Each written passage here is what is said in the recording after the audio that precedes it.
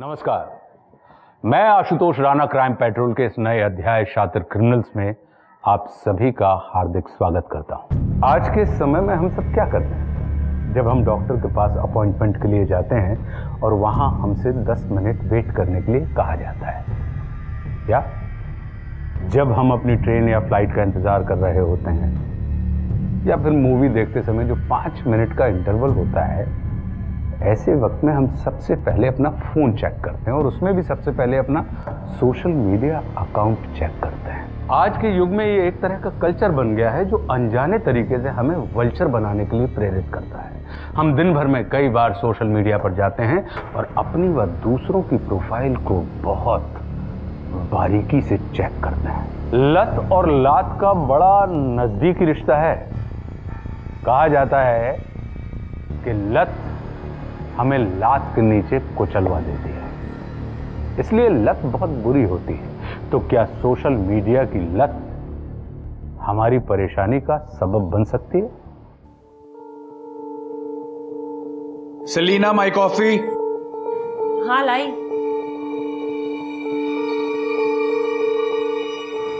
Tiffin ready है? हाँ जल्दी करो, मुझे लेट हो रहा है। हाँ हाँ।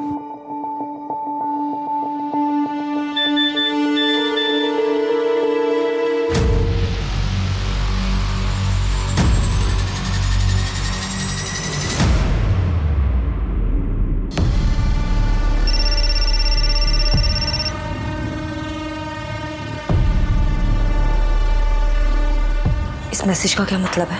मुझे अर्जेंटली 2 लाख रुपए की जरूरत है, मेडिकल इमरजेंसी है। 2 लाख नहीं है मेरे पास। तो इंतजाम कर। लिसन, मेरे हस्बैंड अभी घर पे है, मैं बाद में फोन करती हूँ। Jesus, I'm late now. I am sorry.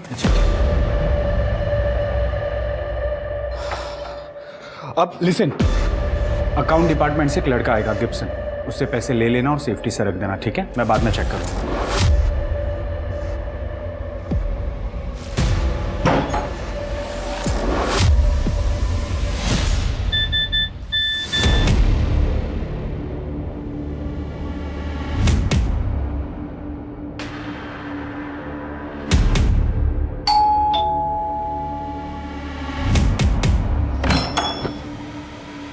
Good afternoon madam. Ma'am ये बैग पीटर सर को दे दीजिएगा। Okay. Thank you ma'am.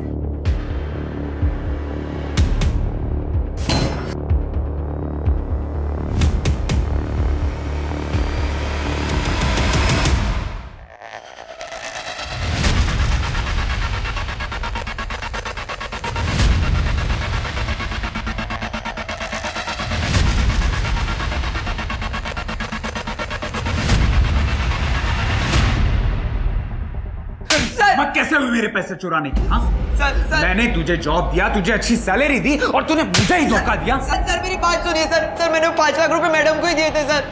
Jesus, are you calling my wife a thief? No sir. सच बता, पैसे कहाँ रखे हैं, वरना मैं अभी पुलिस को बुलाऊंगा। Sir I swear on god sir, मैंने सर कुछ ऐसा नहीं किया sir. He is innocent. 2 lakh रुपए मैंने लिए थे। What?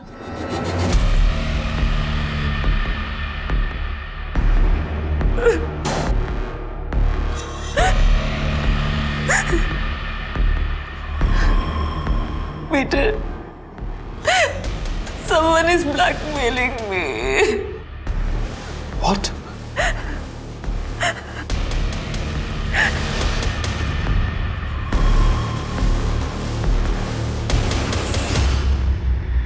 Peter, I'm sorry. I made a mistake. Please forgive me.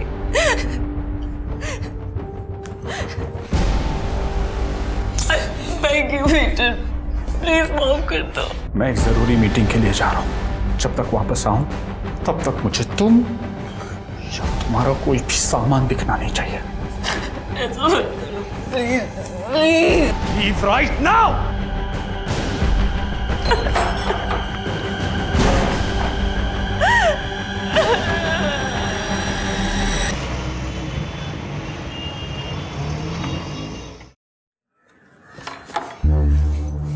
दरवाजा लॉक नहीं है, मतलब कमीनी औरत घर पे ही है।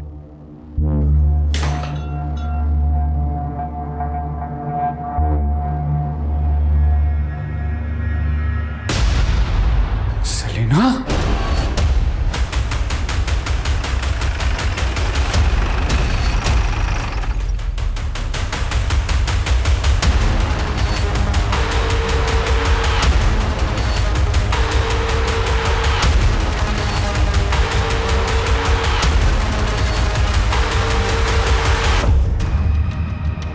ये रहा उसका नंबर।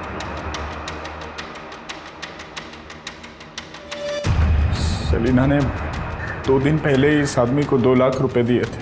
वो आदमी सलीना को ब्लैकमेल कर रहा था। सलीना ने बताया कि वो इस आदमी को सोशल मीडिया साइट पे मिली थी। हो सकता है सलीना की तरह और भी कोई विक्टिम हो।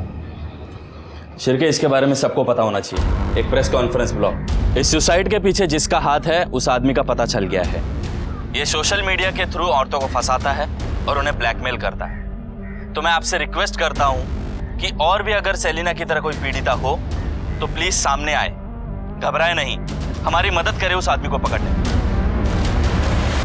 सर, जो नंबर हमें सेलिना के फोन से मिला था वो फेक आईडी से खरीदा गया था, और जो फाइल उसे ट्रांसफर की गई है उस कंप्यूटर का आईपी एड्रेस भी न्यू पनवेल का है। हालांकि मैंने वहां की पुलिस को इन्फॉर्मेशन दे दी है। Very good Shirke. सर, ये रूही शेख है। सर, इनका कहना है कि इनके साथ भी सेम धोखाधड़ी हुई है। पूरी बात डिटेल में बताइए। सर, मेरे शौहर काम के सिलसिले में दिन भर घर से बाहर आ करते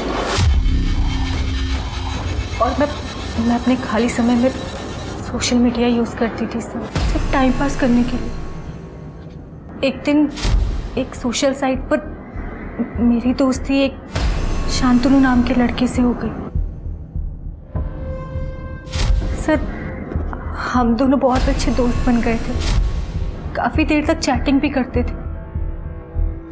एक दिन हम दोनों मिले और फिर एक के बाद एक चीजें आगे बढ़ती चली गई। फिर आप दोनों में फिजिकल रिलेशन हुआ। फिर उसने आपको आपत्तिजनक फोटोज और वीडियो दिखाए और आपको ब्लैकमेल करना शुरू किया। सही कहा मैंने?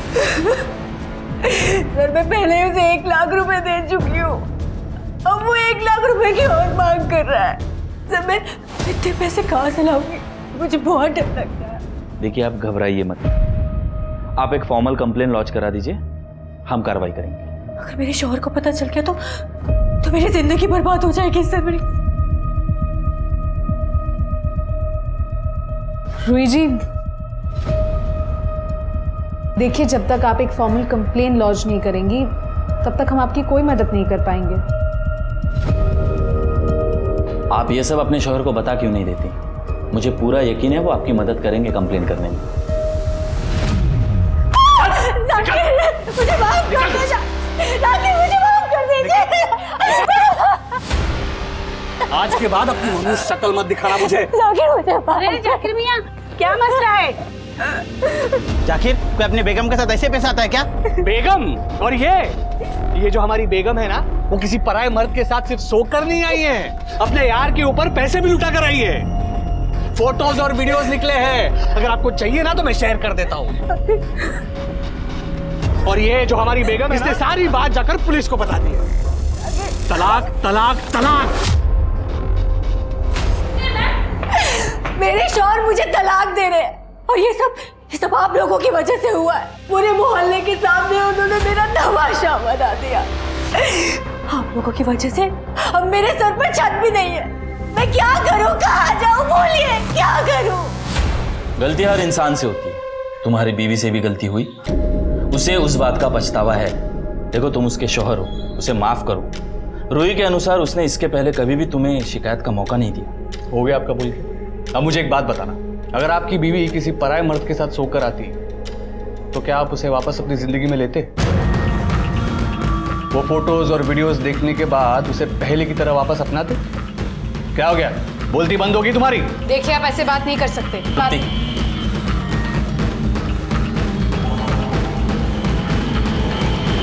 तू क्या खड़ी है यहाँ पे, निकल!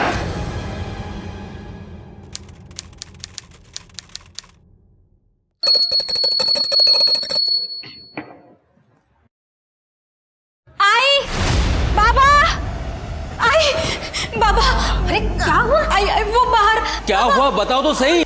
आई बच्चा।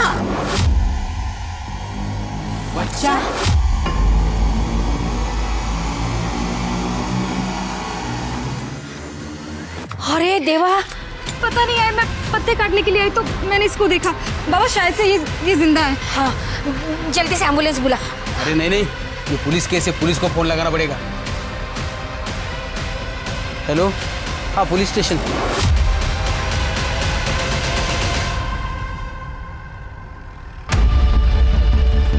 बच्चा कहाँ है? गॉड, अरे कोई कपड़ा है क्या?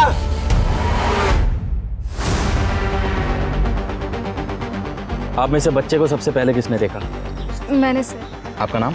राधा बोरकर। बताइए। सर मैं पत्ते काट रही थी तो मेरी नज़र वहाँ पे गई।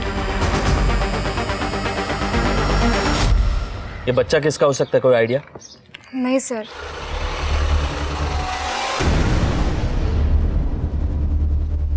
राधा, राजन, ठीक है ना?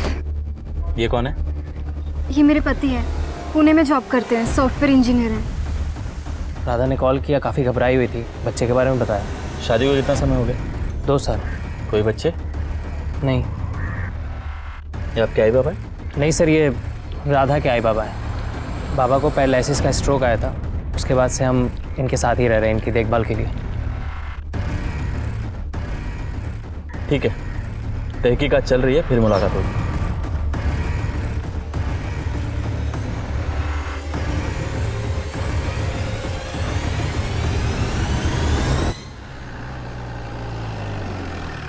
सर, हमें जो बच्चा मिला है वो प्रीमेच्योर बॉर्न हुआ है। प्रेगनेंसी सिर्फ 7 महीने की थी। बच्चे की हालत बहुत ख़राब है, लेकिन सर डॉक्टर्स पूरी कोशिश कर रहे हैं और डॉक्टर्स का कहना है कि जिसने भी बेबी को डिलीवर किया है उसे डिलीवरी के बारे में कोई नॉलेज नहीं है। सर, मैंने आसपास के सभी हॉस्पिटल, क्लिनिक और गायनोकोलॉजिस्ट से पता किया है, किसी भी लेडी का बच्चा मिसिंग नहीं है सर। और जो लेडीज पिछले 1 साल में प्रेग्नेंट हुई हैं, सबकी डिलीवरी शेड्यूल टाइम पे ही होनी है। कोई कैसे कैला सोसाइटी में बच्चा छोड़ के जा सकता है? ये तभी पॉसिबल है जब कोई लड़की अपनी प्रेगनेंसी अपने परिवार से छुपा रही हो और बच्चा छोड़ दे, या फिर कोई ऐसा जो पूरे सोसाइटी से वाकिफ है और उसे पता है कि यहाँ ज़्यादा चहल पहल नहीं होती, वही बच्चा छोड़ सकता है। पर कौन? सीसीटीवी फुटेज का क्या हुआ? सर, हमारी टीम फुटेज चेक कर रही है। मेरे तो रोंगटे खड़े हो गए थे। मैंने तो तुरंत भागकर आई बाबा को बुला लिया, फिर बाबा ने पुलिस को कॉल किया। वो तो अच्छा हुआ सही समय पर राधा ने बच्चे को देख लिया, वरना थोड़ी भी देर होती ना तो बच्चा शायद बचता भी नहीं। बहुत बढ़िया राधा, तुमने तो कमाल कर दिया। अच्छा काम करना मेरे लिए कोई बड़ी बात नहीं है। राधा, लास्ट टाइम जब तुम आई थी तब से काफ़ी पतली लग रही हो।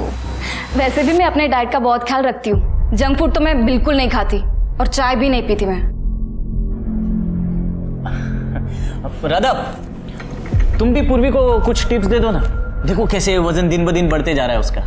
मतलब मैं मोटी होती जा रही हूँ? ओके भाव, चलते हैं। हाँ ओके भाई। ये इतना साधुन मधु क्या था ये? कहाँ क्या? अरे वो तो मैं मजाक कर रहा था। अच्छा, उसके सामने मेरा मजाक उड़ाना पसंद है ना तुम्हें? सर, सोशल मीडिया केस में जिस शांतनु को हम ढूंढ रहे हैं, उसने अपने घर के रेंट एग्रीमेंट में एक फ़ोटो का इस्तेमाल किया था और यही फ़ोटो उसने 2 साल पहले भी यूज़ किया। ये देखिए, और अब ये फ़ोटो हमें रूही के पास मिल रहा है। हो सकता है ये फ़ोटो असली हो और नाम नकली हो। शिरके, ये देखो, ये सारी फ़ोटो मिलती जुलती हैं। ये देखो, ये आई थिंक औरतें कंफ्यूज हो गई और हमें कांटेक्ट नहीं किया। हो सकता है सर। वैसे इस बारे में मैंने मकान के मालिकों से भी बात की है। उन्हें जो डिटेल्स दी गई हैं वो सारी की सारी नकली हैं। उन्हें इस बारे में कुछ नहीं पता। लेकिन एक इंटरेस्टिंग बात है सर, ये शांतनु हर एक स्कैम के बाद अपना लैपटॉप चेंज कर देता है।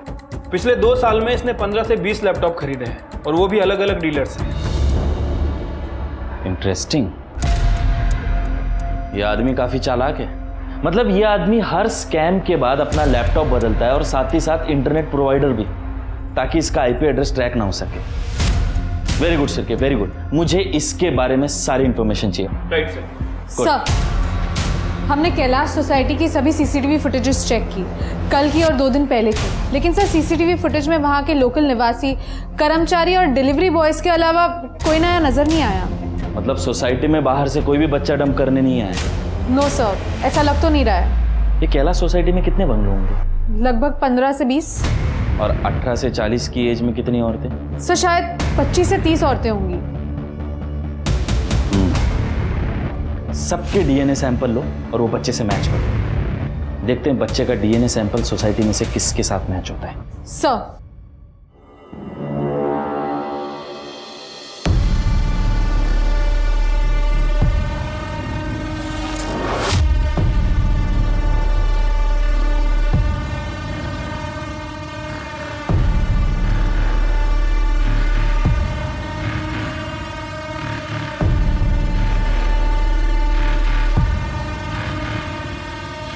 सोनल, रात को 8 बजे खाना तैयार रखना।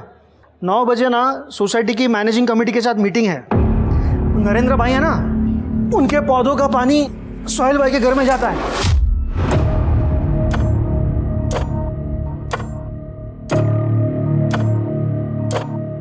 क्या है? जब देखो फोन पर।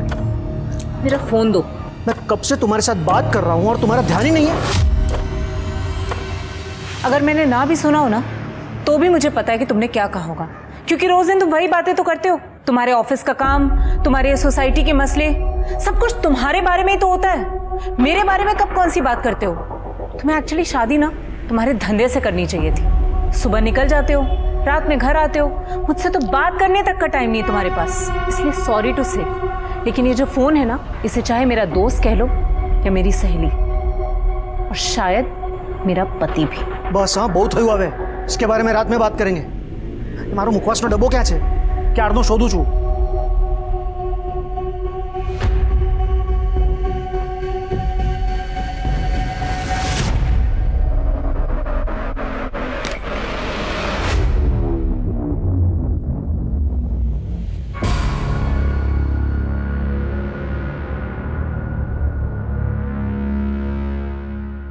अपने नॉटी फोटोज भेजो ना। अच्छा, मैंने तुम्हारा आज तक चेहरा भी नहीं देखा है और तुम्हें मेरे वैसे वाले फोटोज चाहिए। प्लीज़ जान, प्लीज़ भेज दो।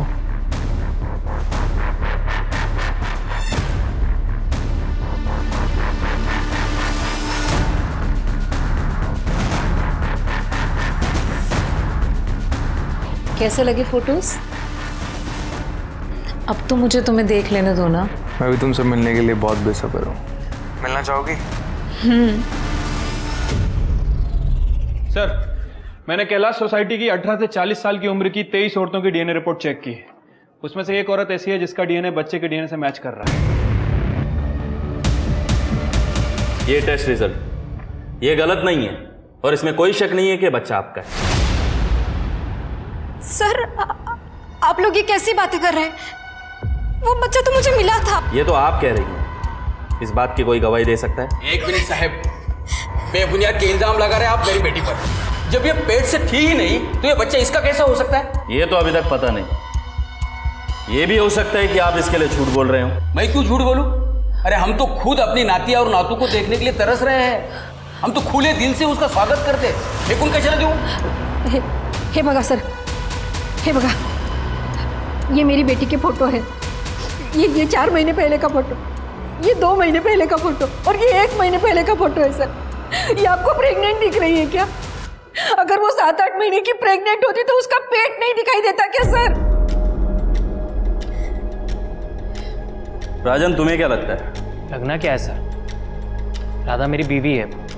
आप ही सोचिए, अगर वो प्रेग्नेंट होती तो क्या मुझे पता नहीं चलता?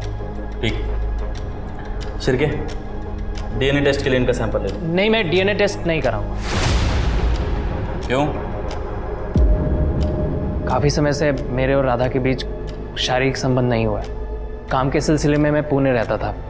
कभी आता भी था तो राधा मना कर देती थी। कभी उसके पीरियड्स चल रहे होते थे या कभी बॉडी पेन हो रहा होता था या थकी हुई होती थी। इसलिए करीबन 1 साल से हमारे बीच कुछ भी नहीं हुआ। तो डीएनए टेस्ट के लिए क्या तकलीफ हो रही है? डीएनए टेस्ट तो मैं नहीं कराऊंगा, और इतना कानून तो मैं भी जानता हूँ कि बिना कोर्ट के ऑर्डर्स के आप मुझे फोर्स नहीं कर सकते। उसी कानून ने मुझे भी ताकत दी है कि मैं आप सबको इस शहर में रोक के रख सकूं जब तक ये केस सॉल्व नहीं हो जाता, क्योंकि आप सब शक के दायरे में हैं। मुझे इस पूरे परिवार की कुंडली चाहिए, और खास कर उस राजन बोरकर की। मुझे एक बात समझ नहीं आ रही कि इस राधा ने प्रेगनेंसी छुपाई कैसे। लैब को बोले एक बार टेस्ट वेरीफाई करें। Yes sir. शांतनु, अरे आ गई तुम? आओ ना, अंदर आओ। वो दरवाजा बंद कर देना।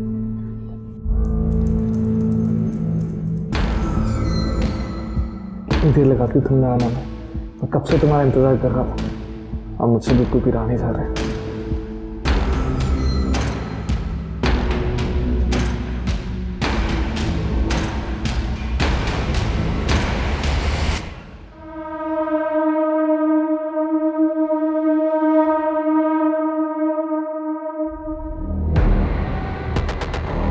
क्या हुआ, बहुत खुश लग रही हो?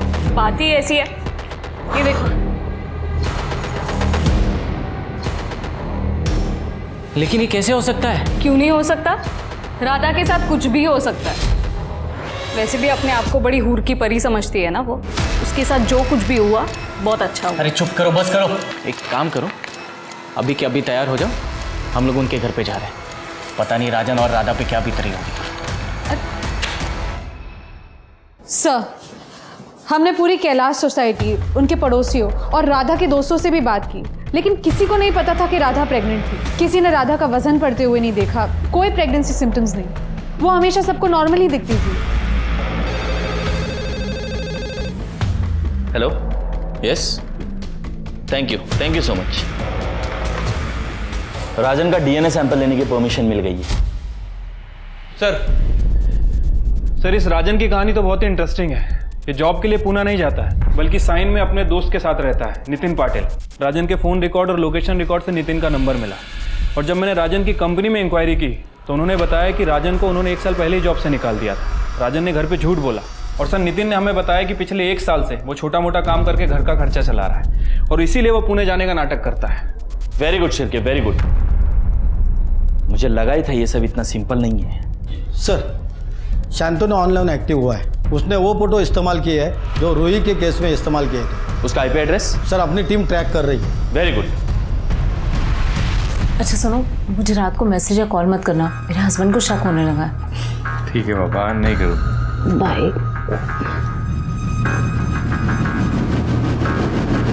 ठीक है, ती फाईल तयार करा, मी बघतो नंतर। सर, हॉस्पिटल से फ़ोन आया था, वो बच्चा ही इज़ नो मोर। कोई इतना बेरहम कैसे हो सकता है? एक नवजात बच्चे को मरने के लिए छोड़ दिया। सर, राजन का डीएनए बच्चे के डीएनए से मैच होता है। वो बच्चा राजन और राधा का ही था। अब ये मर्डर केस है। राधा बोरकर, तुमने तुम्हारे बच्चे को लावारिस छोड़ा, जिसकी वजह से उसकी मौत हो गई। क्या बच्चा मर गया? जी हाँ, राजन के डीएनए टेस्ट से ये प्रूव हो चुका है कि ये बच्चा इन दोनों का ही है। राधा, हमारे साथ चलो। तृप्ति, एक मिनट सर, आप लोग हमें बिना बात के फंसा रहे हैं। किसी दूसरे का पाप आप हमारे सर पे डाल रहे हैं। अरे गलती हो गई मेरी बीवी से, जो उस दिन उस बच्चे के बारे में आपको इन्फॉर्म कर दिया। इससे तो बेहतर होता किसी कूड़ेदान में फेंक देती। ए शाण्या, सायन को पूना बताने वाले, शांत रहा जरा। सर, आपका क्या मतलब है सर? ये अपने भाई से पूछो कि ये अपना पूरा हफ्ता कहाँ बिताता है। जहां तक मैं जानता हूं ये पूना तो नहीं जाता। क्यों? राजन? अरे राजन काय म्हणतायत ते? भाऊ, जॉब छूट गई थी मेरी। सायन में मैं अपने दोस्त नितिन के साथ ही रहता था, वहीं छोटा मोटा काम करता था। बहुत टाइम से जॉब ढूंढ रहा हूँ, अभी तक मिली नहीं है। क्या बोलता आप सबको? आई एम सॉरी, आपके परिवार को ये सब इस तरह बताना पड़ा। देखिए, पुलिस अपना काम पूरी ईमानदारी से करती है, और डीएनए टेस्ट से ये पता चल चुका है कि बच्चे के बाप तुम ही हो। तुम ही हो। तो अभी ठंडे दिमाग से सोचो कि राधा के साथ तुमने आखिरी बार संबंध कब बनाए। सर, मैंने आपको पहले ही बताया, 1 साल पहले। शायद 8-9 महीने पहले। मतलब 8 महीने? राधा, क्या वो बच्चा हमारा था?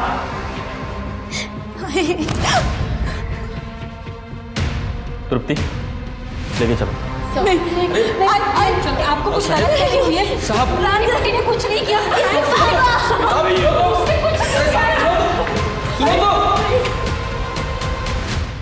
पुलिस को एक और झटका मिला। जब पुलिस ने राधा का सोशल मीडिया अकाउंट चेक किया तब पुलिस को पता चला कि राधा की दोस्ती पिछले 6 महीने से एक आदमी के साथ हुई। वो आदमी जिसका नाम शांतनु था। ये पुलिस के लिए खतरे की घंटी थी।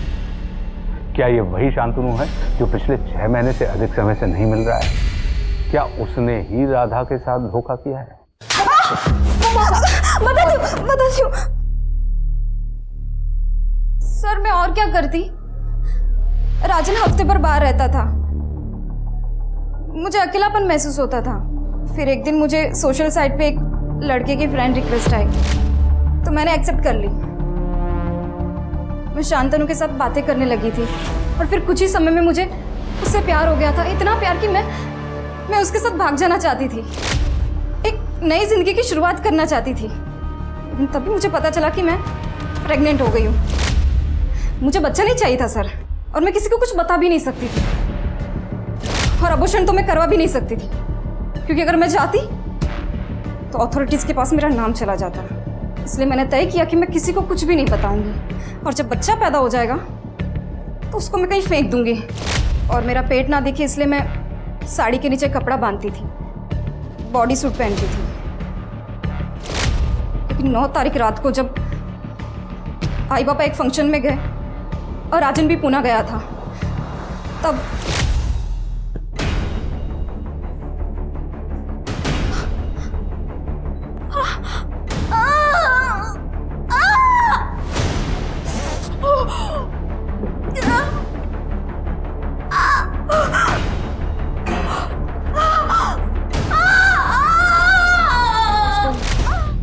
कूड़ेदान में फेंक दिया।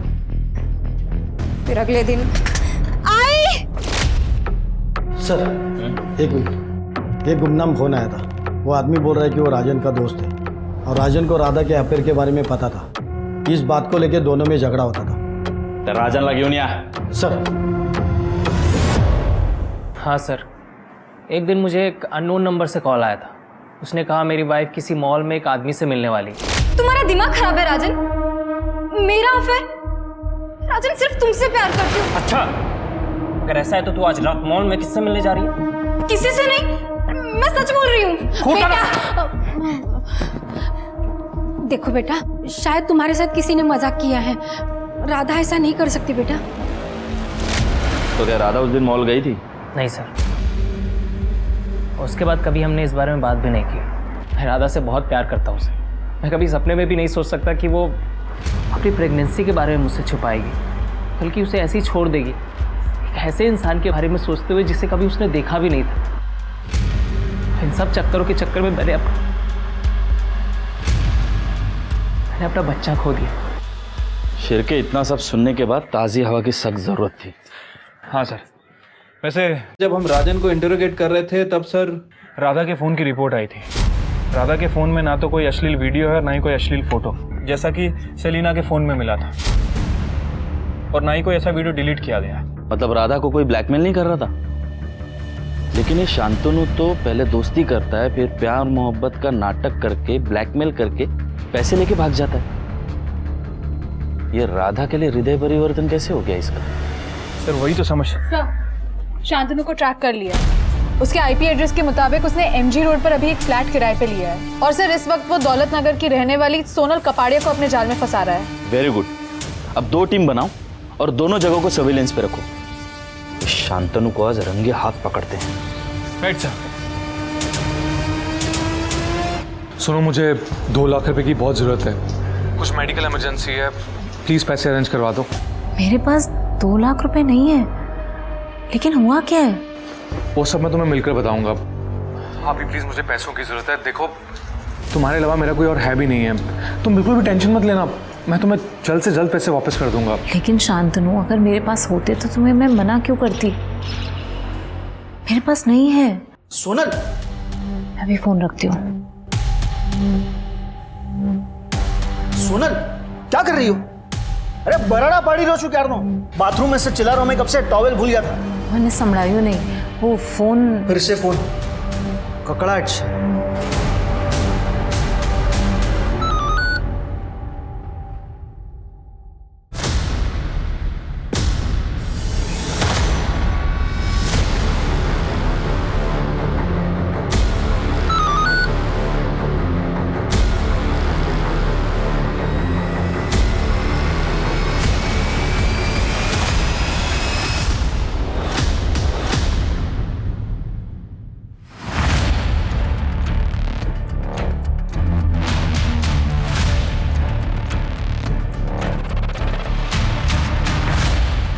सर, सोनल निकल चुकी है। वो सोनल से ही मिलने जा रहा है। सर मेरे हिसाब से मीटिंग पांचाल पार्क में होने वाली है। तुम दोनों मुझे लोकेशन भेजो, मैं वहीं पहुंचता हूँ।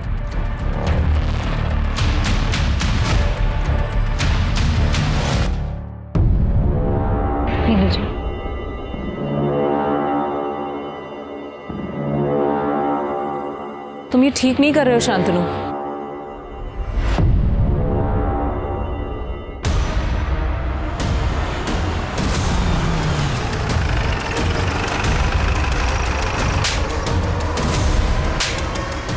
घेऊन जायला। अरे क्या किया?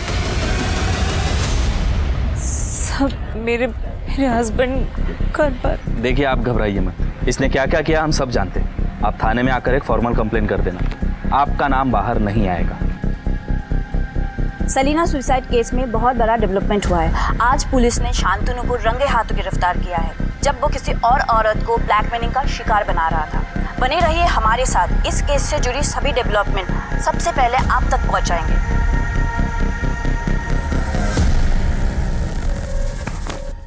शांतनु दासगुप्ता, बता कितनी?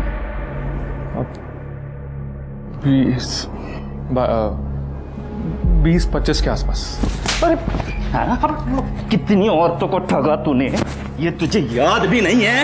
ये वो याद करने लायक थी भी नहीं ना। तूने सिर्फ औरतों को ब्लैकमेल नहीं किया है, वो सेलिना ने तेरी वजह से सुसाइड किया। तू कल्प्रिट है। सुसाइड करने की क्या जरूरत थी? शादी के बाद थोड़ी बहुत चीटिंग तो चलती है ना। अरे तूने वो राधा बोरकर के साथ अभी तक ऐसा कुछ क्यों नहीं किया? मैं किसी राधा बोरकर को नहीं जानता। अच्छा, अरे मैं नहीं याद नहीं है? राधा बोरकर 22 साल शादीशुदा। 22 साल? फिर तो मैं वाकई में नहीं जानता, क्योंकि मेरा टारगेट सिर्फ 35 से 40 साल की औरतों पर होता है, जो सेक्सुअली एक्टिव होती हैं लेकिन अकेली और तन्हा होती हैं। अरे लेकिन वो राधा बोरकर जिस सोशल मीडिया साइट पे शांतनु से बात कर रही थी ना, उस पे तेरा फोटो था। अरे मुझे नहीं मालूम कि मेरा फोटो वहां पे कैसे पहुंचा, और मैं सच बता रहा हूँ, मैं किसी राधा बोरकर को नहीं जानता हूँ। सर जिस समय राधा शांतनु के टच में थी, उस समय शांतनु दासगुप्ता के फोन की लोकेशन और आईपी एड्रेस कहीं और का है। लेकिन राधा जिस शांतनु से बात कर रही थी, उस समय उसका आईपी एड्रेस पवन बाग के साइबर कैफे का है। और राधा के मुताबिक उसने शांतनु से कभी मुलाकात नहीं की, उसे ऑनलाइन ही उससे प्यार हो गया। अच्छा, तभी राधा के कोई फोटोज और वीडियो नहीं मिले। लेकिन अगर ये शांतनु दासगुप्ता सच बोल रहा है, मतलब कोई दूसरा शांतनु है जो राधा को फंसा रहा है इसकी फोटो इस्तेमाल करके। हो सकता है सर, लेकिन सर इस शांतनु ने पिछले 15 से 20 दिन में कोई एक्टिविटी नहीं की।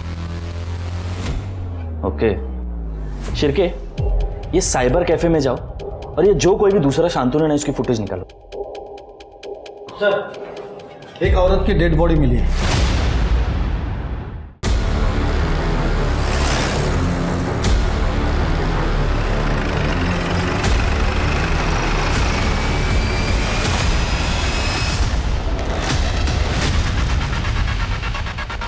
ये तो पूर्वी बोरकर है, राजन की भाभी।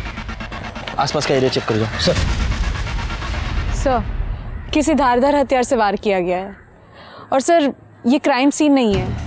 यहाँ आसपास कहीं भी ब्लड के ट्रेसेस नहीं है। सर लगता है मर्डर के बाद बॉडी को यहाँ पे डंप किया गया है। Sexual assault? No sir, sexual assault के कोई ट्रेसेस नहीं है। ठीक है, बॉडी पोस्टमार्टम के लिए भेजता हूँ। यहाँ एरिया में सीसीटीवी कैमरास? सर दोनों साइड 5 किलोमीटर तक कोई भी सीसीटीवी कैमरा नहीं है। अभी कातिल ने जगह चुनी है बॉडी डंप करने के लिए। इसके पति को जाके मिलना पड़ेगा। कुठे निकालत का? मैं पूर्वी को ढूंढने निकला था सर। मतलब वो कब से मार्केट गई है, अब तक लौटी नहीं है। कब से मैं उसका फोन भी ट्राई कर रहा हूँ लेकिन स्विच ऑफ आ रहा है सर। मिस्टर मयंक, पूर्वी का खून हो गया है।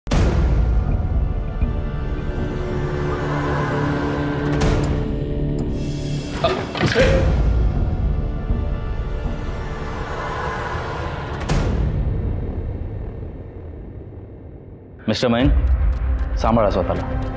पूर्वी की डेड बॉडी हमें जंगल में मिली। उसको कोई क्यों मारेगा सर? पूर्वी की किसी से दुश्मनी, झगड़ा वगैरह? पूर्वी के डेड बॉडी के पास हमें उसका पर्स, मोबाइल कुछ नहीं मिला। क्या वो यहाँ हो सकता है? नहीं सर, वो अपने साथ लेकर गई थी, इसलिए तो मैं उसको फोन ट्राई कर रहा था सर। हमें फिर भी एक बार घर की तलाशी लेनी होगी। चेक करा।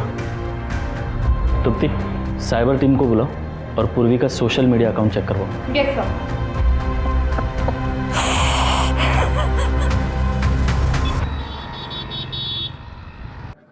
सर, पूर्वी के घर में कुछ भी सस्पिशियस नहीं मिला, लेकिन साइबर टीम ने बताया है कि पूर्वी ने थोड़ी देर पहले राधा वाले शांतनु को फ्रेंड रिक्वेस्ट भेजी है।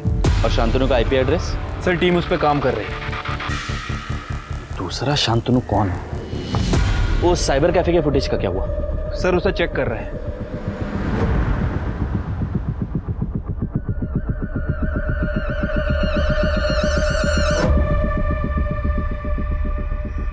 कुछ मिला?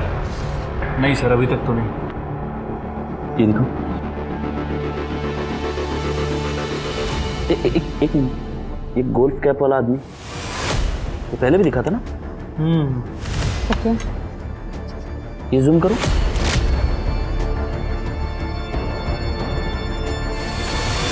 शिरके, ये मोबाइल कवर कहाँ देखा, याद आया? नहीं sir. Okay sir, last IP address मिल गया है जब ये अकाउंट आखिरी बार इस्तेमाल हुआ था, अकाउंट डिलीट करने के लिए। टाइम? Sir 3 PM। पूर्वी की डेड बॉडी भी उसी समय मिली थी ना? लोकेशन क्या?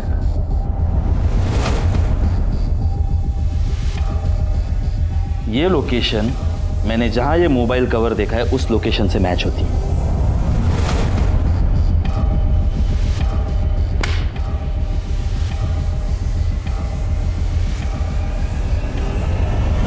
सर, पता चला मेरे पूर्वी को किसने मारा। क्यों, तुम्हें नहीं पता? अरे सर, ये क्या बदतमीजी है? मैंने तो सिर्फ आपसे इतना पूछा कि पूर्वी को किसने मारा। पूर्वी को उसने मारा जिसके मोबाइल का कवर ये है।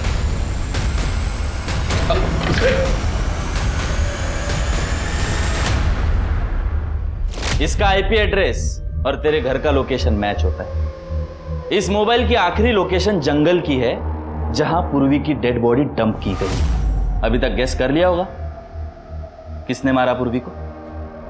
बोल पटपट। बता दो। सारी मेरी ही गलती है। मैंने तो सिर्फ राधा के साथ मजाक करने का सोचा था। बहुत घमंडी थी वो। हर वक्त मेरी पूर्वी का मजाक उड़ाया करती थी, उसे ताने मारा करती थी।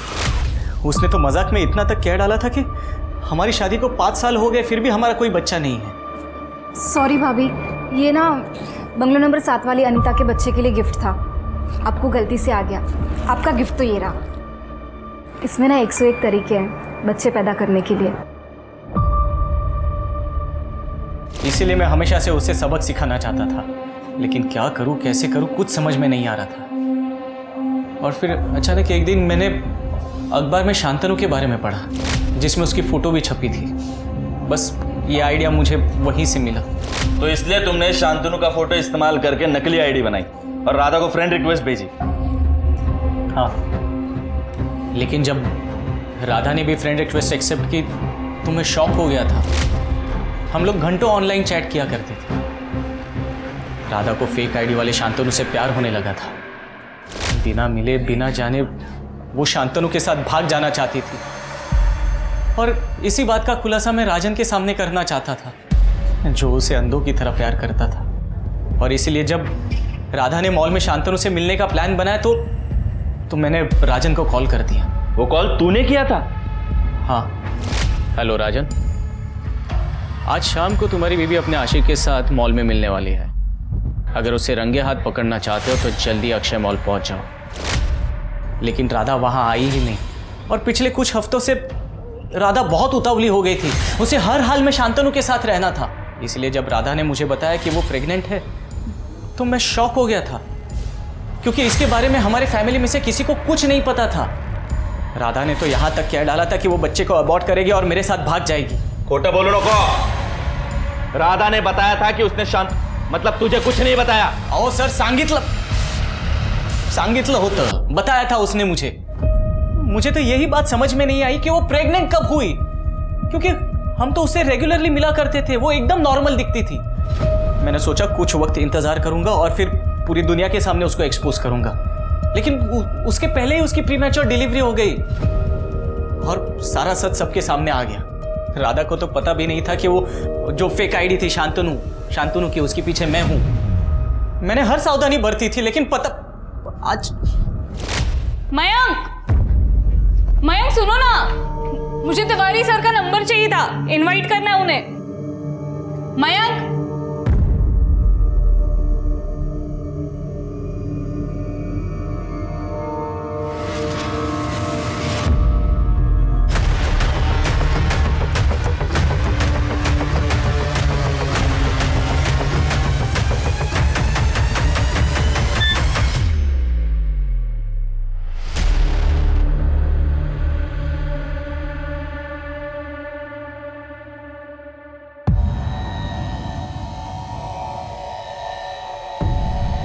क्या हुआ?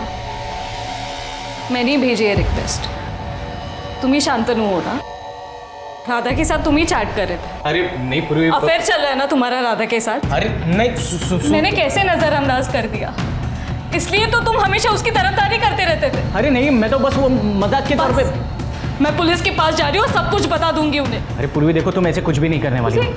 उसे बच्चा अबॉर्ट करने के लिए तुमने कहा था, मतलब वो बच्चा भी तुम्हारा है ना, इसलिए तो उसका डीएनए।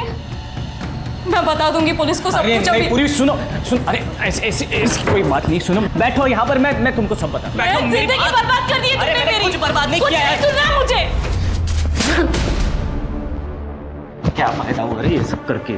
तूने तेरी जिंदगी तो बर्बाद कर ही दी और साथ ही साथ राधा और राजन की भी कर दी। अब पूरी जिंदगी जेल में सड़ गई।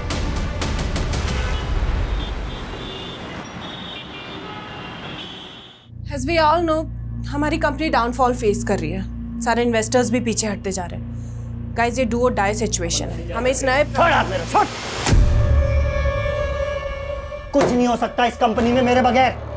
अरे जिंदगी दी है मैंने इस कंपनी को, और आप लोग मुझे ऐसे इग्नोर कर रहे हैं। एक मिनट, तुमने कुछ भी नहीं दिया इस कंपनी को, बल्कि सब कुछ छीना है। I told you to resign। अच्छा, तब तुम्हें मेरी जरूरत ही नहीं। तब तो तुम वो रातें भी भूल गई होगी जो हमने साथ गुजारी। प्रधान, चुप, चिल्लाओ मत। पता चलना चाहिए इस कंपनी को, तुम्हारे पति को, कि हम दोनों के बीच में क्या रिलेशंस थे, कितने करीब थे हम लोग।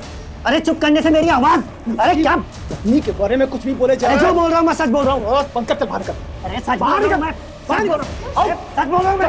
अरे देख लूंगा तुम लोगों का। बाहर निकलो, हटना, निकल यहाँ से।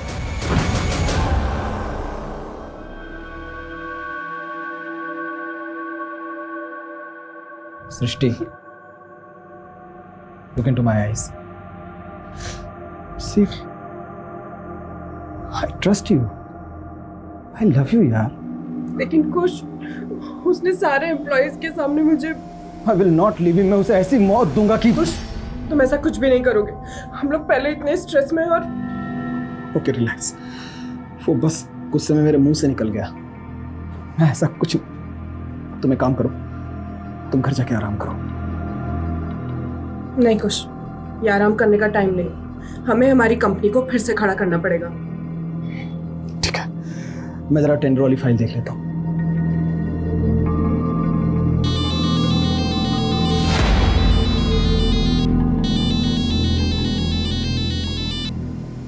प्रिया, मैंने तुम्हें मुझे फोन करने से मना किया था ना। देख, ऐसी नाराजगी नहीं चलेगी। तू अपने दोस्तों को इग्नोर नहीं कर सकती। मुझे तुम लोगों से कोई मतलब नहीं है। फिर वही बात। देख, आज शाम को ना मैं पूरे ग्रुप को लेकर तेरे घर पर आ रही हूँ। प्रिया, तू इतनी चेप क्यों हो रही है? देख, हम तो आ रहे हैं, तुझे भगाना है तो भगा देना, ओके? अरे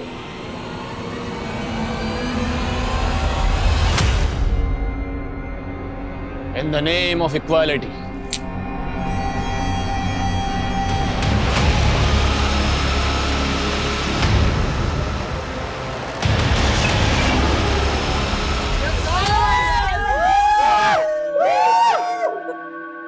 तो आखिर पत्थर पिघल ही गया। पूरे 6 महीने के बाद मिल रहे हैं हम सब लोग। बिल्कुल सही बात है। और सिद्धार्थ तू खड़ा क्या है यार? गिटार उठाना, गिटार यार, ग्रुप सॉन्ग। अरे नहीं यार, चल यार। हर वीकेंड पे मिला करते थे और अब वही सिलसिला फिर से शुरू करना है। एक मिनट, हाथ पकड़ा है, गला मत पकड़ो। अगर तुम लोगों के कहने पे मैं पुरानी बातें भूल भी जाती हूँ तो भी ये सिलसिला अब आगे नहीं बढ़ सकता। मान लो कि ये हमारी आखिरी मुलाकात है और एक अच्छे नोट पे मैं ये दोस्ती खत्म करना चाहती हूँ। अरे पर लाइट को क्या हुआ? यार देख, तेरी बात ऊपर वाले को भी पसंद नहीं आई। लाइट चली गई यार। बाहर तो सबकी लाइट आ रही है। हाँ, अच्छा। फिर एक मिनट, मैं स्विच बोर्ड देख कर आती हूँ, ठीक है? हाँ। प्लीज यार।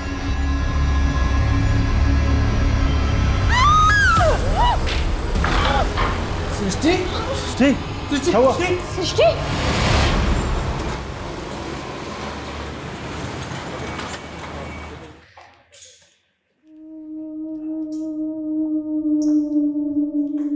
देव, तुम यहाँ?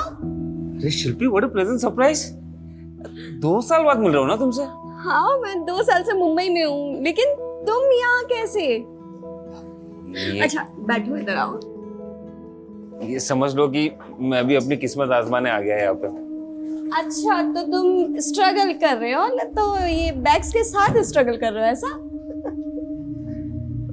स्ट्रगल तो तब शुरू होगा ना जब घर मिलेगा।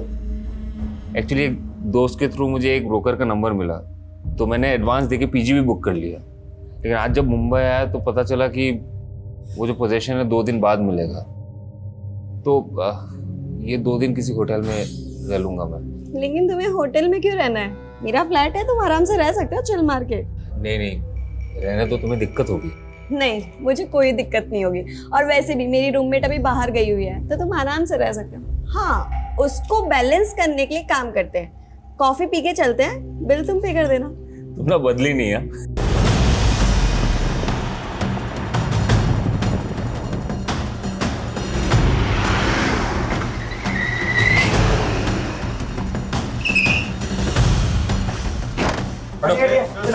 खड़े।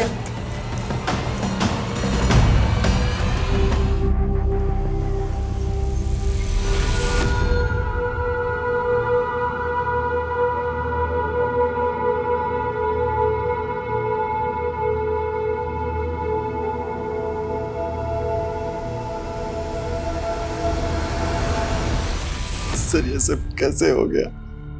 मेरी वाइफ को sir.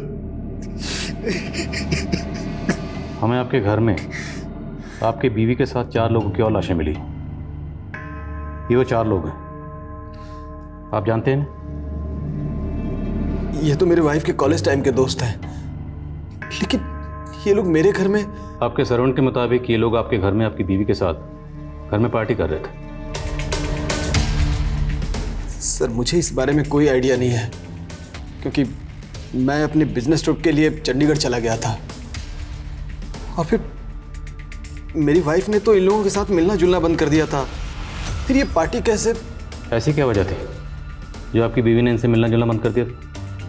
Sir they all used to take drugs and all, और मेरी वाइफ ड्रग्स नहीं लेती, इसलिए उसे इन लोगों की कंपनी पसंद नहीं थी। अच्छा, आपके सर्वेंट के मुताबिक एक और गेस्ट था जो घर में आने वाला था आपकी बीवी के फ्रेंड सर्कल में, वो गेस्ट कौन होगा? I have no idea sir. अच्छा, आपको इन 4 के नाम तो पता होंगे, कौन है ये लोग? हाँ पापा, मुंबई पहुंच गया मैं। हाँ, वो पीजी मिलने के लिए 1-2 दिन और लगेंगे। हाँ अभी होटल में रुका हूँ। हाँ अब पापा मैं आपसे बाद में बात करता हूँ ना। हाँ हाँ। होटल? हाँ, पापा से झूठ क्यों नहीं बताया उन्हें कि तुम मेरे साथ रुके हो? पापा को ये बोलता ना कि मैं लड़की के साथ रुका हूँ तो कानपुर वापस बुला लेते मुझे। तुम ये बताओ तुम्हारा कैसे चल रहा है? मेरा ये भाड़े का घर, ये दीवारें देख के समझ नहीं आ रहा तुम्हें कि मेरा स्ट्रगल चल रहा है? बस छोटे मोटे रोल मिल जाते हैं तो कर लेती हूँ। सो थैंक गॉड कि तुम एक्टर नहीं हो, वरना मैं तुम्हें यही सजेस्ट करती कि बिना स्ट्रगल के वापस चले जाओ, क्योंकि इस बड़े से शहर में हम छोटे शहर वालों का कोई काम नहीं है। क्या यार, काम शुरू होने से पहले तुम मुझे डिमोटिवेट कर रही हो। अरे नहीं, ऐसी बात नहीं है। ये क्या, इतनी सारी बुक्स? ओ हाँ, तुम तो स्क्रिप्ट राइटर हो ना, तो तुमने कोई मूवी के लिए स्क्रिप्ट लिखी है? अगर लिखी है ना तो मेरे पास डायरेक्टर और प्रोड्यूसर दोनों है, मैं तुम्हारी कल ही मीटिंग करवा सकती हूँ। लेकिन हाँ, उस मूवी की एक्ट्रेस मैं ही रहूंगी। मैं ना स्क्रिप्ट राइटर नहीं हूँ, सॉन्ग राइटर हूँ, गाने लिखता हूँ। तो उसके लिए तुम्हें म्यूजिक डायरेक्टर से मिलना पड़ेगा। कोई बात नहीं, मैं अपने सोर्सेस लगाऊंगी ना कुछ जुगाड़ हो ही जाएगा। पक्का? पक्का मिल जाएगा ना कोई? हाँ मिल जाएगा, जुगाड़ कर लेंगे। सर पहले भी उस गौरव की वजह से उन लोगों ने मेरे पति को नुकसान पहुंचाने की कोशिश की। किन लोगों ने? सर वो गौरव एक नंबर का अय्याश और जुआरी है। वो सट्टा खेलता था, उसके सट्टे के पैसे वसूल करने के लिए उन लोगों ने मेरे पति को। बदतमीजी है ये। दोस्त गौरव कहाँ है? मुझे क्या पता गौरव कहाँ है? अब तुझे नहीं मालूम तो किसे मालूम है? उस दिन तू आया था उसके साथ, पूरे 16 लाख रुपए बकाया गौरव पे मेरे। पता कहाँ है वो? पता? वो आदमी कौन था जिसने कमल के साथ मारपीट की थी? सर मैं उनके बारे में नहीं जानती, लेकिन गौरव की वजह से। ये बताइए, जब आपके पति रात को घर नहीं लौटे तो आपको फिक्र नहीं? आपने कॉल करके जानने की कोशिश नहीं की वो कहाँ हैं, कैसे हैं? एक्चुअली मैं अपनी मम्मी के घर चली गई थी और आज सुबह ही लौटी हूँ। आपके पति के फ्रेंड सर्कल में और कौन कौन से दोस्त हैं? सर मुझे इनके अलावा किसी और के बारे में कुछ नहीं मालूम।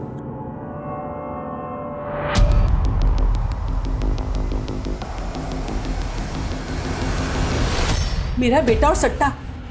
नहीं sir.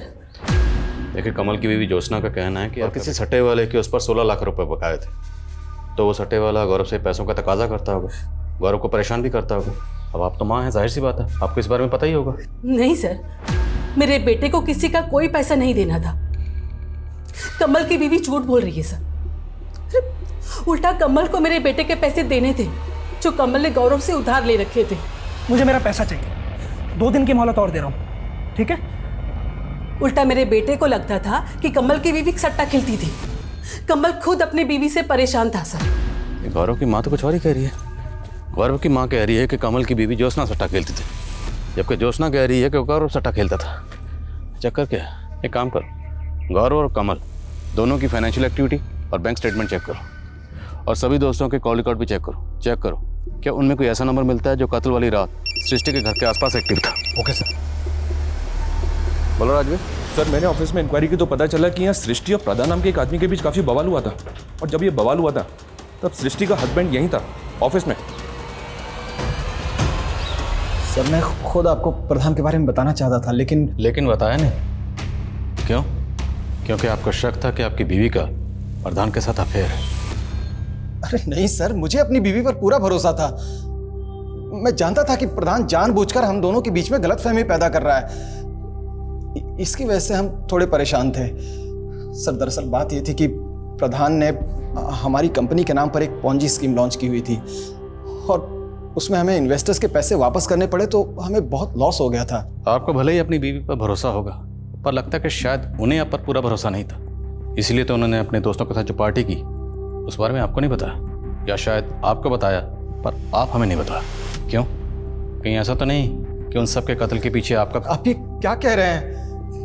I loved my wife sir. मैं अपनी बीवी से प्यार करता था, मैं ऐसा कैसे कर सकता हूँ सर? कत्ल वाली रात इसकी जरा एक्टिविटी चेक करो। ये चंडीगढ़ जाने की बात कह रहा था, हो सकता है ये इसकी कुछ चाल हो अपनी LIV को स्ट्रॉन्ग करने की। और राजवीर, ये भी चेक करो इसकी बीवी और प्रधान के बीच में वाकई अफेयर था या महज अफवाह थी? वैसे मैंने प्रधान को थाने बुलवा लिया सर। गुड। बोलो वर्मा। एक काम करो, पीछे वाली खिड़की से देखो क्या कर। जैन सर। जय सर हम चेक करो सब्जेक्ट।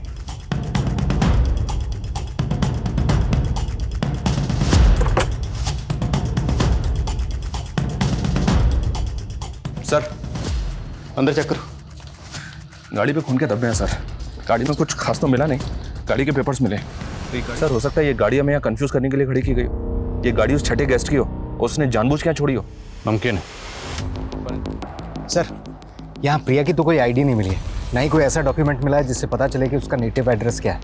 कस्टडी में लो, देखो क्या मिलता है उनमें। सर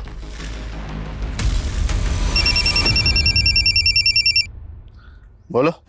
सर प्रधान पूछताछ के लिए 2 बजे थाने आने वाला था और वो आया नहीं अभी तक, और उसका फ़ोन भी बंद आ रहा है सर। एक काम करो, उसके घर पर जाके चेक करो। Okay sir. जी जाएंगे हम तेरी वफा। एक मिनट। ये सारे गाने तुम्हारे लिखे हुए हैं? जी सर। सर अगर आप मुझे एक ट्यून दे दोगे ना सर, उसमें भी मैं गाना लिख सकता हूँ। तुम्हें किसने कहा कि मैं अपनी ट्यून पर तुम्हें गाना लिखने को दूंगा? देखो भाई, ये वफा, प्यार, मोहब्बत, जी जाएंगे, सनम, बेवफा, ये सब आउटडेटेड हो चुका है। उठाओ से और निकलो। सर सिद्धार्थ की कार पे जो ब्लड मिला है वो तो क्राइम सीन पे मिले प्रिया के ब्लड स्टेन से मैच कर रहा है, लेकिन कार पे जो फिंगरप्रिंट्स थे वो क्लियर नहीं है। हो सकता है वो मिटाए गए हैं, और विक्टिम्स की पोस्टमार्टम रिपोर्ट के अकॉर्डिंग ड्रग्स। तो मतलब कुछ की बात सही थी कि सृष्टि के दोस्त ड्रग्स लेते थे, इसलिए सृष्टि ने अपने दोस्तों से दूरी बनाई हुई थी। और वो जो वसूली करने आया था, जिसके बारे में हमें कमल की बीबी ज्योत्सना ने बताया था, उसके बारे में कुछ पता चला? नहीं सर, फिलहाल कमल और गौरव के सीडीआर में ऐसा कुछ मिल ही रहा है। चेक करो। सर सिद्धार्थ के ड्राइवर सुनील दुबे के घर पे ताला था, हमने छानबीन की लेकिन कुछ मिला नहीं। तो पता करो सुनील दुबे कहाँ है। ये सुनील दुबे मुझे किसी भी कीमत पर अंदर चाहिए। सर सिद्धार्थ के घर से जो लैपटॉप मिला था, देखकर ऐसा लग रहा है कि वो प्रिया का लैपटॉप है, क्योंकि उसमें प्रिया के कई सारे फोटोज और मूवी क्लिप्स हैं। लेकर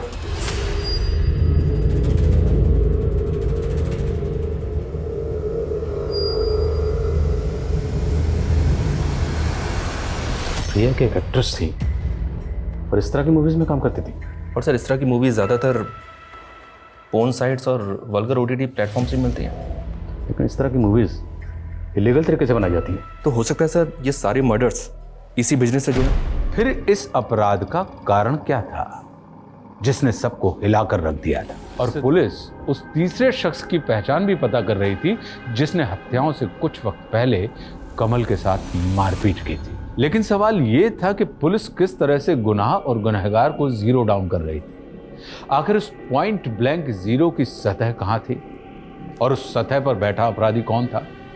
उसकी सोच, उसकी समझ कैसी थी जिसने ऐसा भयंकर खूनी खेल खेला था? तेरी वजह से दर बदर भटक रहा हूं मैं।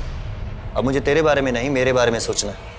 आज के बाद में मुझे फोन मत करना। ये देखिए सर, एक कंपनी का नाम है बड़ी मैन एक्स और दूसरी कंपनी का नाम है रॉ वाई। आप किस ट्रांजैक्शन की बात कर रहे हैं सर? मुझे किसी ट्रांजैक्शन के बारे में कुछ नहीं मालूम।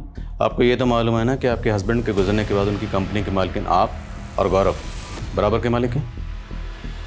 आपके पति की मल्होत्रा टेक्सटाइल बंद हो चुकी है, तो उनकी कंपनी के करंट अकाउंट में इन दो विदेशी कंपनी से जो फंड्स आ रहे हैं, जो पैसा आ रहा है, किस बिजनेस का आ रहा है?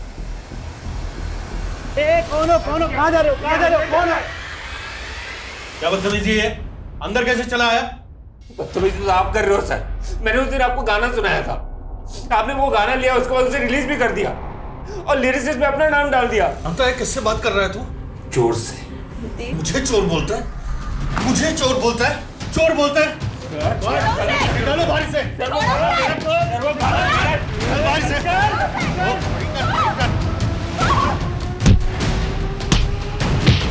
सर मैंने सट्टे से जुड़े मामलों में हिस्ट्री शीटर की लिस्टिंग की थी और उनके फोटोज कमल की बीवी को दिखाए थे। कमल की बीवी ने इस शमी को आइडेंटिफाई किया है इसी ने कमल के साथ मारपीट की थी, लेकिन अभी ये अंडरग्राउंड है। माना ये हिस्ट्री शीटर शमी इस वक्त अंडरग्राउंड है, और राजवीर इस पूरे केस में एक बात मुझे खटक रही है, वो ये कि कमल की बीवी ज्योत्सना ने बताया कि जिस रात कमल का कत्ल हुआ उस रात ये अपनी माँ के घर पर थी, और सृष्टि के हस्बैंड कुश ने बताया कि वो चंडीगढ़ में था। दोनों का कत्ल की रात एक साथ गायब होना ये महज इत्तेफाक है, या फिर ये कत्ल की रात दोनों एक साथ थे और दोनों मिलकर हमें गुमराह कर रहे हैं? जरा पता कर। देव, आना जो हुआ वो सही नहीं हुआ, लेकिन तुम्हारा एक गाना चुराने से वो तुम्हारा टैलेंट नहीं चुरा लेगा। ऐसे टूटने से कुछ नहीं होगा देव, बोलो कुछ ऐसे।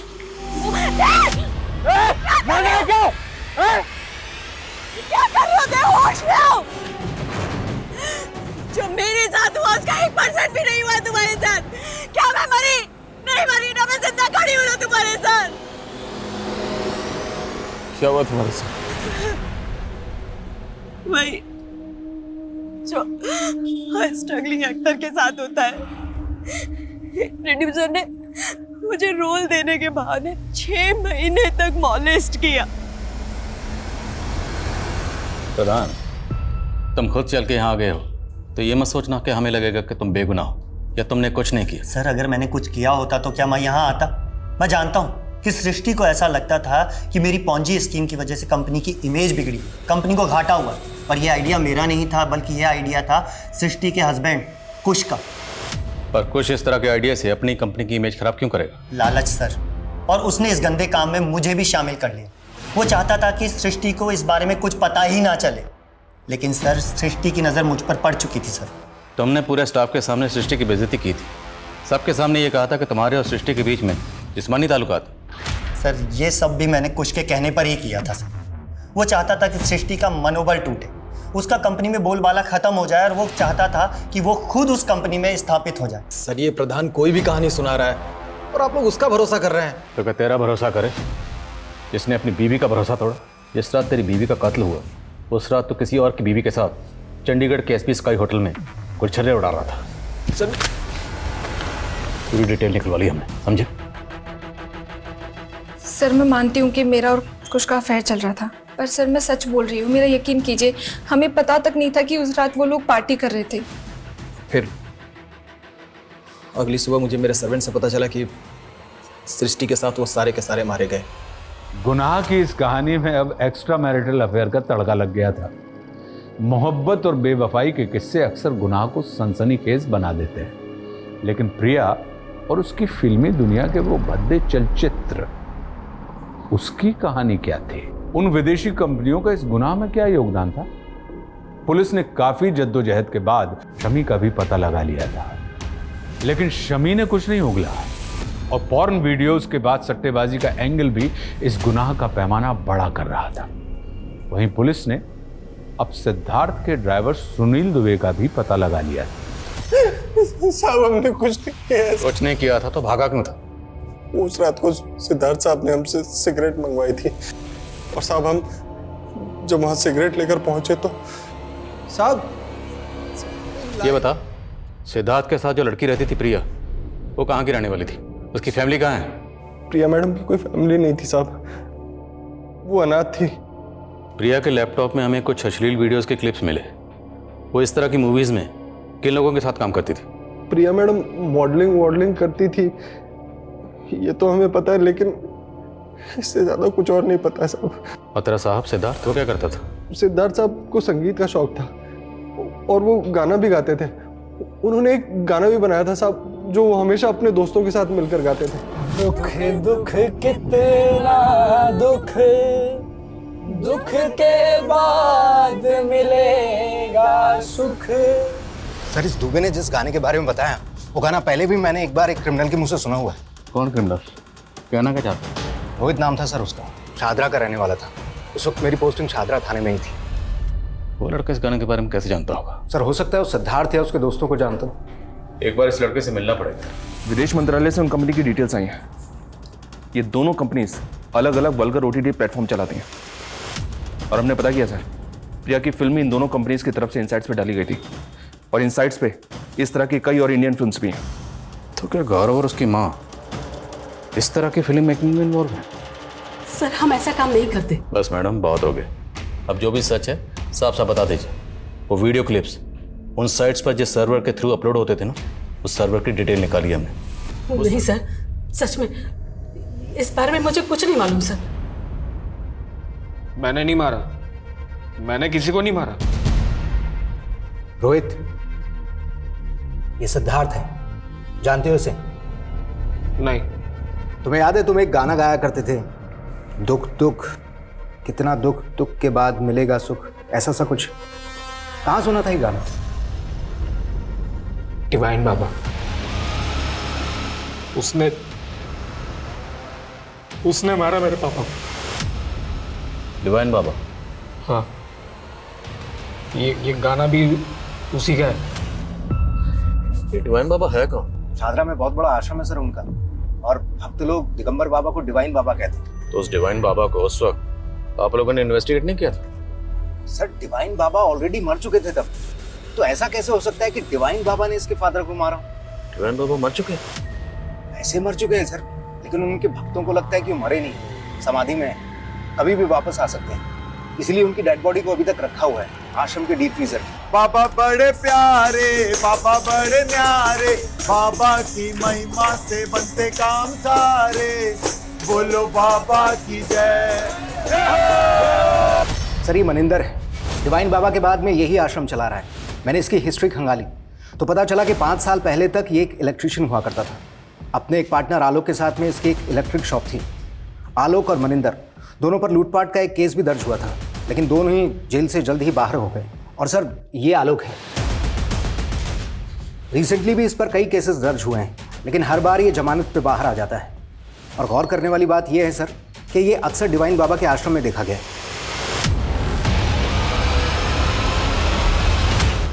बाबा जी के श्रृंगार में कोई कमी नहीं होनी चाहिए। बढ़िया फूल माला बना और बढ़िया सजावट का इंतजाम। रुकिए रुकिए, आप अंदर कहाँ चले आ रहे हैं?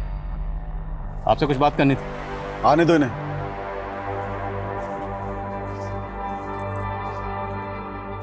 आपसे अकेले में कुछ बात करनी थी। जो बोलना है यहीं बोलो, क्या मसला है? मसला बहुत गंभीर है स्वामी जी, बहुत गंभीर। इन 5 लोगों के कत्ल हुए। हमें इतना तो कंफर्म पता है कि सिद्धार्थ का इस आश्रम में आना जाना था। अब ये बताइए कि इन 5 के कत्ल का आश्रम से क्या कनेक्शन? क्या बकवास की जा रहे हो तुम? कत्ल का आश्रम से कनेक्शन? कोई सबूत है तुम्हारे पास? सबूत भी ले आएंगे। फिलहाल ये लड़का रोहित, इसका कहना है कि इसके फादर के कत्ल के पीछे आश्रम का हाथ है। इसका तो यहाँ तक कहना है कि इसके फादर के कत्ल के पीछे डिवाइन बाबा का हाथ है। कुछ भी बकवास किए जा रहे हैं आप। बाबा जी समाधि में उनके विषय में कुछ भी बोले जा रहे हैं। देखिए, अगर आपने ऐसा कुछ भी किया ना तो भक्त चुप नहीं बैठेंगे। हमने कुछ कहा तो बहुत जोर का करंट लगेगा। Mono electrician. अब बाकी की चर्चा कहीं और करेंगे या यहीं आपके चरित्र का चीर फाड़ करें?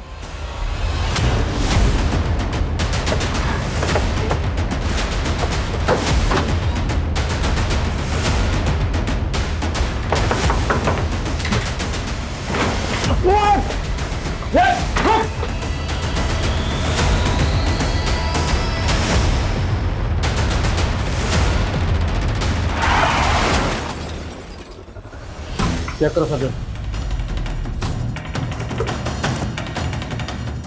सर ये देखिए, इतने सारे गैजेट्स, 3 लैपटॉप और इतने सारे फ़ोन। क्या आलोक इतने सारे गैजेट्स के साथ करता क्या? सब कस्टडी में लो। हो सकता है इन गैजेट्स में उन्होंने अश्लील वीडियो से जुड़ा कंटेंट। कस्टडी में लो सर।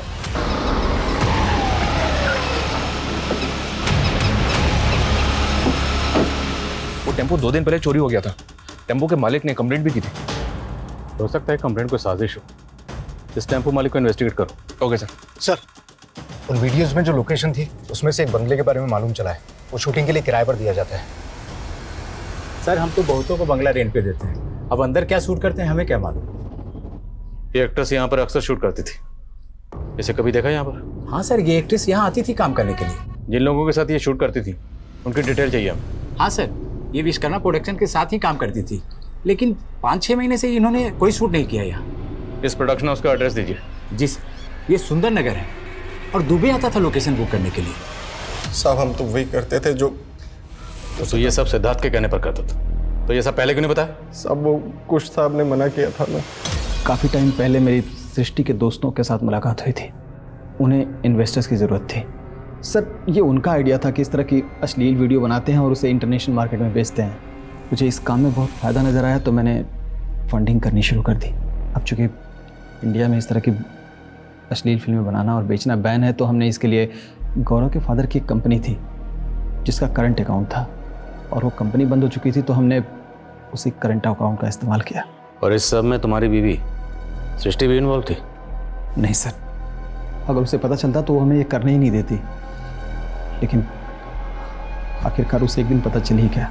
पैसा कमाने के लिए इतना घिनौना काम किया, गंदी फिल्मों में पैसे लगाने लग गए, सब पता चल गया है मुझे। इस काम में कमल की बीवी ज्योत्सना और गौरव की माँ, ये लोग भी इन्वॉल्व थे? नहीं सर, गौरव की माँ तो इन्वॉल्व नहीं थी, लेकिन ज्योत्सना इन्वॉल्व थी। सर मैं मानता हूँ कि मैं इस तरह की अश्लील फिल्में बनाता था, लेकिन ये मर्डर वर्डर से मेरा कोई लेना देना नहीं है सर। सर, आलोक के घर से मिले लैपटॉप का डेटा रिट्रीव किया है। उसमें फोन वीडियो से जुड़ा तो कुछ भी नहीं मिला है, बल्कि उसमें एक फोरम मिला है जिसमें कई लोग जुड़े हुए हैं, और इस फोरम के मैसेजेस बहुत चौंकाने वाले हैं सर। इस फोरम में जितने भी लोग हैं उनमें आपस में हेट मैसेजेस पास ऑन होते रहते हैं। ये दुनिया इन रईसों की नहीं है, इन्हें इनकी औकात दिखानी होगी। इसी तरह के हेट मैसेजेस भरे पड़े हैं सर। ऐसा लगता है जैसे इस फोरम के लोगों की रईस लोगों के साथ दुश्मनी है। इस फोरम से जितने भी लोग जुड़े हैं सबके आईपी एड्रेस ट्रेस करो। Okay sir.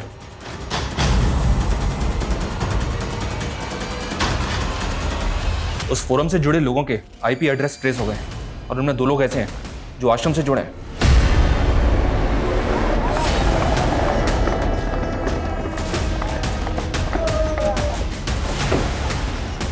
हटिए आप लोग। देव, चलो हमारे साथ, लेके जा से पकड़ो इन्हें।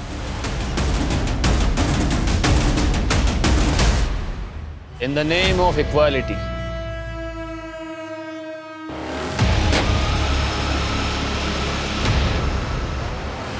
कि वो हम जैसे गरीब और मिडिल क्लास लोगों के साथ जो जी में है वो कर सकते हैं।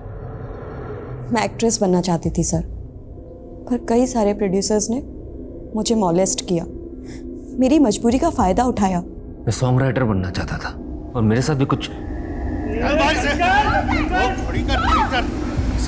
मुंबई में हम कुछ नहीं कर पाए इन लोगों की वजह से, इसलिए मुंबई छोड़ के हम दिल्ली चले गए और डिवाइन बाबा के साथ जुड़ गए।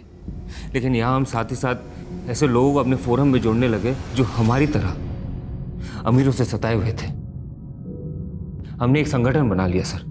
आलोक को कैसे जानते तुम? आलोक और मनिंदर से हम आश्रम में मिले थे, वो भी अमीरों से चिढ़ते थे। आलोक का जिस टेम्पो से एक्सीडेंट हुआ था, उस टेम्पो वाले को तुमने भेजा था? आप जब मनिंदर बाबा से आश्रम में मिलके गए तो हमें लगा कि आलोक हमारा राज खोल सकता है। उससे पहले कि वो अपना मुंह खोले, हमने उसका मुंह बंद कर दिया। अच्छा, ये डिवाइन बाबा की लाश को फ्रीजर में रखने के पीछे क्या कहानी है? बाबा को पता चल गया था कि मैं और मनिंदर आश्रम के आड़ में अमीरों को मार रहे थे, इसलिए वो हमें आश्रम से निकाल के जेल में डालना चाहते थे। और रोहित के फादर को किसने मारा था? रोहित के फादर आश्रम से जुड़े हुए थे, उन्हें हम पे शक हो रहा था। उन्हें लग रहा था कि हमने डिवाइन बाबा के साथ कोई षड्यंत्र किया है। इससे पहले कि वो कुछ करे, मैंने उन्हें मार दिया। रोहित ने मुझे डिवाइन बाबा के आश्रम में कई बार देखा था। वो मेरा शक्ल पहचानता था लेकिन नाम नहीं जानता था, इसलिए डिवाइन बाबा यही करता रहा। पहले तो सोचा कि मैं उसे मार दूं, लेकिन बाद में पता चला कि उसका दिमागी संतुलन ठीक नहीं है। मुझे पता था लोग उसकी बात पे भरोसा नहीं करेंगे। सृष्टि और उसके दोस्त उन्हें क्यों मारा? इसी नफरत से। सिद्धार्थ को अपने पैसों पे बहुत अकड़ थी। वो जब भी आश्रम में आता था तेवर दिखाता था। मैंने सोच लिया एक दिन तो उसको मारूंगा ही। हमने ये सब पैसों के लिए नहीं किए सर, और ना ही हमारा दिमाग खराब है कि ऐसे जाके किसी को भी मार दे। हम बस एक ऐसा समाज चाहते हैं जहां पे सब एक समान हो, कोई भेदभाव ना हो। जिस तरह देव और शिल्पी द्वारा एक कट्टरवादी सोच की आधारशिला रख के एक हिंसक संगठन का निर्माण किया गया, ये अपने आप में चौंकाने वाला था। लेकिन ऐसे आपराधिक तत्व क्षण भर में नहीं पनपते। इनके पनपने के पीछे एक नहीं कई सारी दस्तकें छिपी होती हैं, और मास किलिंग के कई अनसॉल्व्ड केसेस सबसे बड़ी दस्तक थी, जिसे पिछली जांच टीम भांप नहीं पाई थी। लेकिन देव और शिल्पी के द्वारा बनाए गए संगठन के मंसूबे पिछले 3 सालों से सामने ही नहीं आ पाए। ये कहीं ना कहीं सोचने पर मजबूर करता है। हम एक विचारशील देश के नागरिक हैं, और हमारी संस्कृति हमेशा से हमें यह सिखाती आई है कि हमें हर मत और संप्रदाय के विचारों का सम्मान करना चाहिए। लेकिन वहीं हमें वैचारिक अतिवाद से भी हमेशा सतर्क रहना चाहिए। अब मैं आशुतोष राणा विदा लेता हूं आपसे। हम फिर मिलेंगे एक ऐसी ही कहानी के साथ जो आपको रखेगी सतर्क और जिंदगी को सुरक्षित। तब तक अपना और अपने परिवार का ख्याल रखिए और देखते रहिए क्राइम पेट्रोल सतर्क। जय हिंद। क्राइम पेट्रोल के और भी दिलचस्प कहानी देखने के लिए हमारे चैनल को सब्सक्राइब करें और बेल आइकॉन दबाना न भूलें।